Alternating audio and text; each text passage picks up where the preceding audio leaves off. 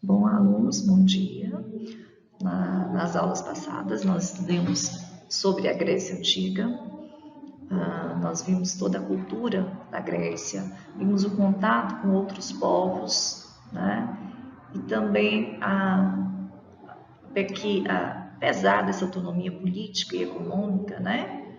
As cidades-estados gregas, elas tinham semelhanças ali entre si, em relação à religião, à língua, né? À cultura. Vimos também que a sociedade grega ela dividia em grupos de homens ricos. Esses homens ricos geralmente eram proprietários de terras, descendentes ou fundadores das cidades. Um grupo de homens livres, que eram, no caso, os proprietários de pequenas extensões de terras, artesãos, comerciantes. E um terceiro grupo que era formado por escravos e servos, né? Então, a gente percebe bem distinta em relação à sociedade.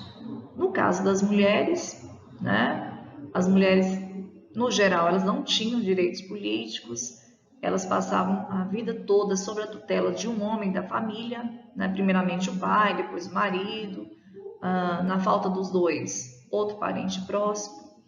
Só que a gente percebe a diferença entre as mulheres atenienses e espartanas, né? Na sociedade ateniense, as mulheres elas eram mais reclusas, submissas, ficavam mais o tempo todo dentro de casa, cuidando dos afazeres domésticos.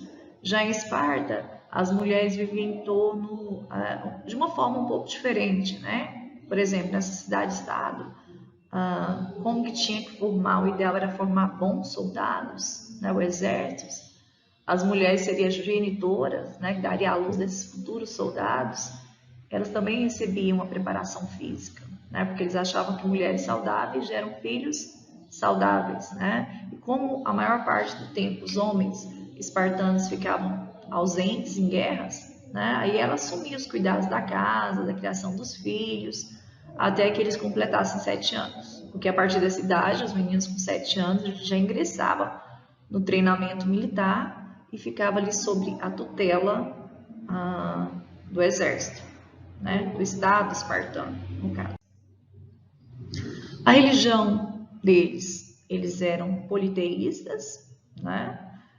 Nenhum deus ele predominava sobre os outros, mesmo sendo Zeus, deus dos deuses, né? Do raio, ele não recebia mais atenção do que os outros deuses. De acordo com a mitologia grega, os deuses eram muito parecidos com os seres humanos, tanto na forma física quanto na maneira de agir, né? Os deuses eles tinham características humanas porque eles sentiam ciúme, raiva, paixão, inveja uns dos outros. E também eles brigavam entre si, trapaceavam, tentavam obter vantagens, né? Bom, só que diferente dos humanos, esses deuses eles eram imortais, se alimentavam de frutos, né, que davam ali essa vitalidade, essa vida eterna, essa imortalidade. De acordo com a mitologia grega, os deuses eles viviam no Monte Olimpo, no norte da África, de lá eles acompanhavam a vida dos mortais aqui na Terra, né? Os gregos também acreditavam muito no destino das pessoas, que já era traçado, né? E aí eles consultavam sempre os deuses, né? Porque eles acreditavam também, além dos deuses, a existência de semideuses ou heróis, que eram filhos de deuses com seres humanos, né? Embora eles eram mortais, eles tinham muita característica especial, como força, agilidade, inteligência, né? Outra característica importante da sociedade grega eram as Olimpíadas. Nas Olimpíadas, elas eram localizadas ali muito próximo ao Monte Olimpo, que onde era a morada dos deuses, já que esses jogos eles eram realizados em homenagem a Zeus, que era protetor da Olímpia. Esses jogos eles se tornaram um evento tão especial entre as cidades estados gregas que eles eram repetidos a cada 4 anos, né? E se durante esses jogos tivesse alguma guerra entre as cidades, elas eram interrompidas até que as Olimpíadas passassem, depois eles retornavam à guerra. E os vencedores desses jogos, eles ganhavam uma coroa de louros, ela simbolizava que aquele cidadão, ele estava entre os preferidos dos deuses. Então, aquilo era uma honra, estar entre os preferidos dos deuses, né? Só que as Olimpíadas foram suspensas por um certo período pelo imperador romano Teodósio, depois delas retornaram. Os Jogos Olímpicos estão até hoje. Vimos também a questão do teatro. O teatro grego, ele surgiu na Grécia Antiga, em meio a essas festas em homenagem a Dionísio, que era o deus do vinho, e apenas os homens participavam dessas festas, que eles dançavam, cantavam livremente. Geralmente as encenações elas eram feitas por um coral que era composto por 12 atores. Eles eram fantasiados, né? Recebia ali uma fantasia, se fosse um papel de mulher, eles vestiam-se de mulher para poder participar ali das encenações. E na Grécia também, as peças teatrais, elas eram normalmente representadas em anfiteatros, como mostrei a imagem para vocês, que eram esses espaços que foram criados pelos gregos. Se você observar as arquibancadas, elas eram colocadas em semicírculos, geralmente localizavam-se em costas, ou eram construídos em pedra. E aí a partir daí representava essa peça de teatro, ela é representada para as pessoas, tá? Filosofia e arte, ciência também tinha grande importância em relação à matemática também. Medicina, arte, então temos muita contribuição dos gregos para nós nesse sentido, tanto na filosofia, na arte, na matemática, na ciência, né? Também os gregos, eles deram início também à narrativa histórica, que tinha as relações humanas como foco principal. E aí, entre os autores gregos que produziam essas narrativas históricas, nós temos Heródoto, né, que viveu por volta de 484 a 424 a.C., aproximadamente, e ele é considerado o pai da história. Então, foi ele que narrou as guerras médicas entre gregos e persas, e ele escreveu uma obra chamada Pesquisa ou História, né? Então, Heródoto ele propôs entender, explicar as causas da guerra, os acontecimentos fundamentados na moral, nos prestágios, nas previsões, os oráculos, né? Já a vitória grega ele explicou usando como base a vontade de Zeus. Nós temos também outro historiador grego, que é o general ateniense Tucídides. Ele faz um relato sobre a guerra do Peloponeso, que vai ser mostrado no documentário que vai passar a seguir, que era uma disputa pelo poder entre as cidades de Atenas e Espartas, né? E na sua narrativa, eles contam que não dependiam da vontade dos deuses, mas da ação humana, né? Para Tucídides, as guerras, elas só poderiam ser evitadas se os governantes não desejassem mais dominar outros territórios e usassem ali a partir daí a razão para tomar as decisões políticas e militares. Então, eu fiz um breve resumo sobre a Grécia Antiga. Agora vocês vão ficar atentos num documentário que vai passar ilustrando esse assunto de forma bem interessante. Tá? Então, fiquem atentos, por favor, nesse documentário que vai ser passado agora. Opa, tudo bem? Hoje eu e o Tobias... Fala aí, galera! Vamos falar sobre Grécia Antiga. A história da Grécia Antiga é dividida em 5 períodos. O período pré-homérico, o período homérico, o período arcaico, o período clássico e o período helenístico. E o que aconteceu de importante em cada um desses períodos? Em cada um desses períodos ocorreram fatos importantes que serão discutidos nesse vídeo. Mas primeiro vamos falar sobre a localização do território grego. O território grego localiza-se no extremo sul da Península Balcânica, entre os mares Egeu, Mediterrâneo e Jônico. O território divide-se em Grécia continental, de relevo montanhoso e acidentado, Grécia insular, que são as inúmeras ilhas, e a Grécia asiática, que é uma estreita faixa territorial localizada na Ásia. E quem foram os povos que fundaram as cidades gregas? Para responder essa pergunta, vamos começar a falar do período pré-homérico. Os gregos são descendentes da fusão de diferentes povos, como os jônios, os aqueus, os eólios e os dórios. Por volta de 2000 a.C., os povos aqueus ocuparam o território grego e deram origem aos primeiros núcleos urbanos. Nessa mesma época, já existia a civilização cretense, que estava localizada principalmente na ilha de Creta e tinha o comércio marítimo como uma de suas principais atividades. Por volta de 1700 a.C., os jônios e os eólios migraram para o território onde estavam localizados os aqueus e integraram-se pacificamente nas comunidades locais. Até aí, estava tudo bem. Mas então os cretenses dominaram as cidades fundadas pelos aqueus, e por volta de 1400 a.C., os aqueus revidaram e invadiram a ilha de Creta e se estabeleceram por todo o sul da Península Balcânica, e por volta de 1150 a.C., os aqueus conquistaram a cidade de Troia, que era a última sede política da civilização cretense. Entendi, mano, mas então foi depois que acabou essas disputas que as cidades começaram a se desenvolver? Bem, as disputas ainda não acabaram. A partir do século XII, o território grego passou a ser também ocupado pelos dórios, que eram povos de origem guerreira que vieram da Macedônia. A partir de 950 a.C., os dórios impuseram seu domínio sobre todas as cidades do Peloponeso e conquistaram a ilha de Creta, destruindo as principais cidades. Com isso, muitas pessoas foram embora de suas casas, em direção ao interior da península e para regiões da Ásia Menor. E essa fuga das pessoas para essas áreas ficou conhecida como a primeira diáspora.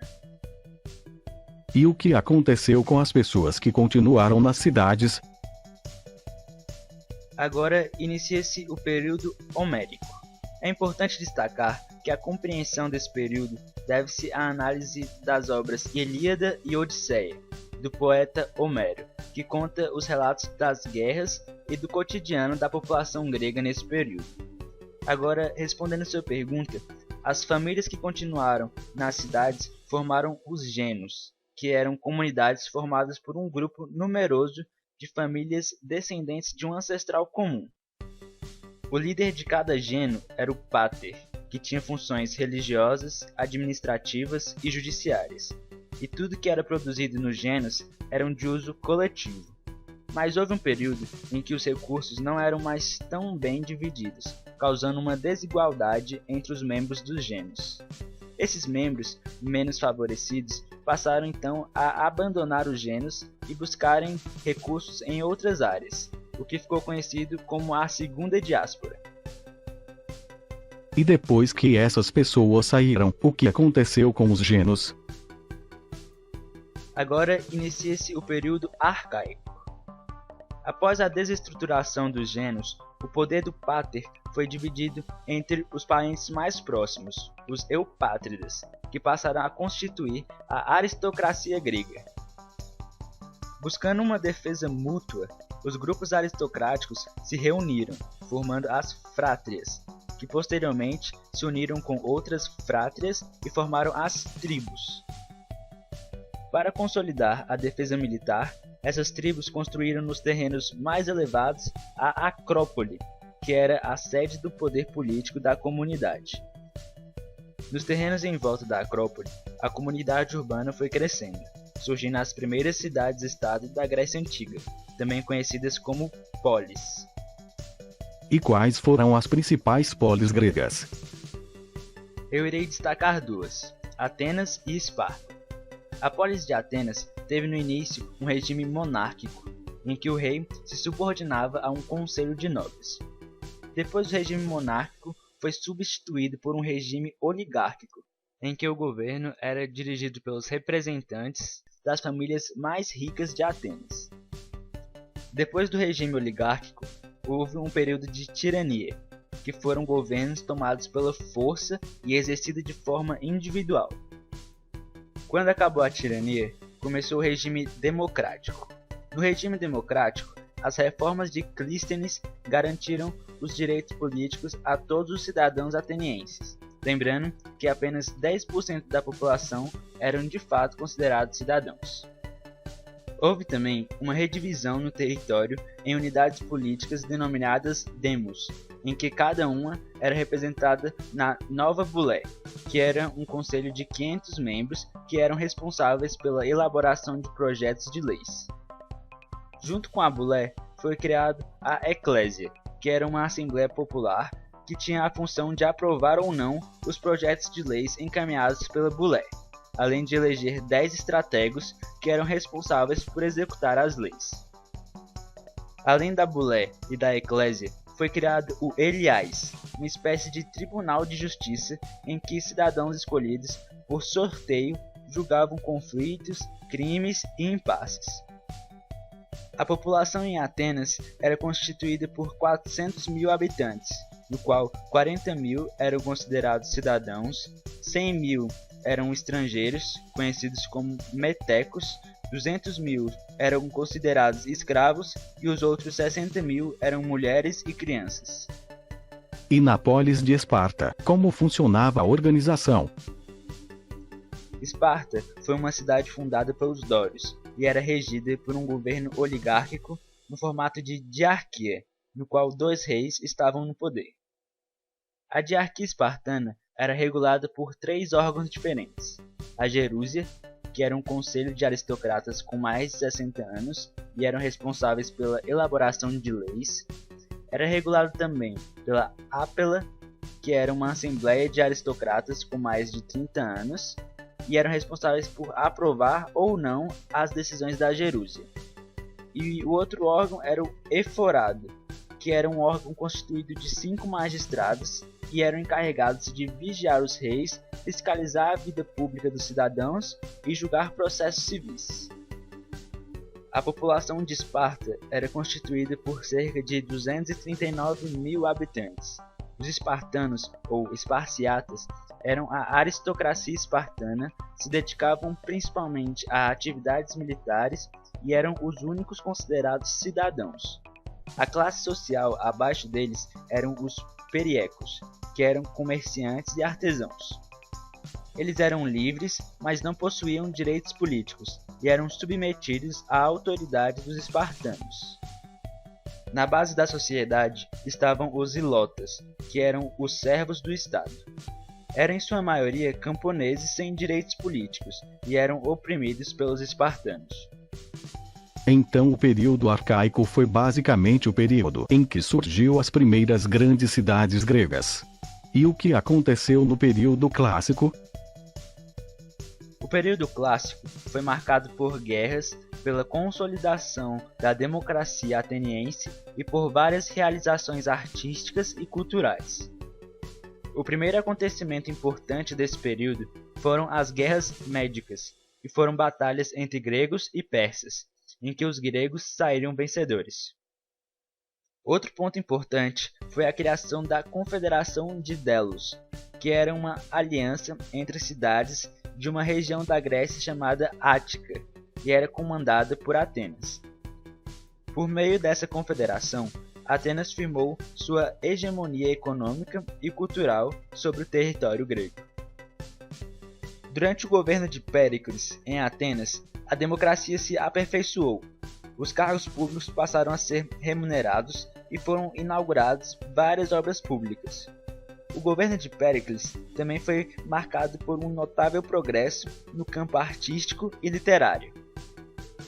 Então Atenas se desenvolveu bastante nesse período, mas e a cidade de Esparta também conseguiu se desenvolver? De certa forma, sim, mas Esparta estava se sentindo ameaçada pela crescente expansão de Atenas. Então, assim como a Confederação de Delos, organizou a Confederação do Peloponeso. Após um conflito entre Atenas e Corinto, que era uma cidade aliada de Esparta, começou a Guerra do Peloponeso entre Esparta contra Atenas. Após cerca de 30 anos de conflito, Esparta se saiu melhor e assumiu momentaneamente a liderança da Grécia Antiga. Mas após outros vários conflitos entre as cidades gregas, o rei da Macedônia, Filipe II, aproveitou-se do enfraquecimento dessas cidades e conquistou todo o território grego. Entendi, mano. E o que aconteceu no período helenístico? O período helenístico foi marcado pelo domínio macedônico na Grécia e pelas conquistas territoriais amplas de Alexandre Magno, que era filho e sucessor de Filipe II. Essas conquistas possibilitaram a fusão da cultura grega ocidental com a cultura oriental, o que ficou conhecido como helenismo. Após a morte de Alexandre Magno, o império foi dividido entre os seus generais e depois foi incorporado ao Império Romano. A história da Grécia Antiga é muito interessante e algo que também vale a pena destacar é a cultura grega. Eles eram politeístas e seus deuses expressavam vícios e virtudes da espécie humana. A arte grega também foi destaque, sem falar nas grandes contribuições de vários filósofos gregos, entre eles Sócrates, Platão e Aristóteles. Realmente, a cultura grega e o legado que eles deixaram para a humanidade é riquíssimo. E o vídeo fica por aqui. Se você gostou, deixe seu like, se inscreva no canal, ative o sininho para receber notificação sempre que tiver vídeo novo e até o próximo vídeo.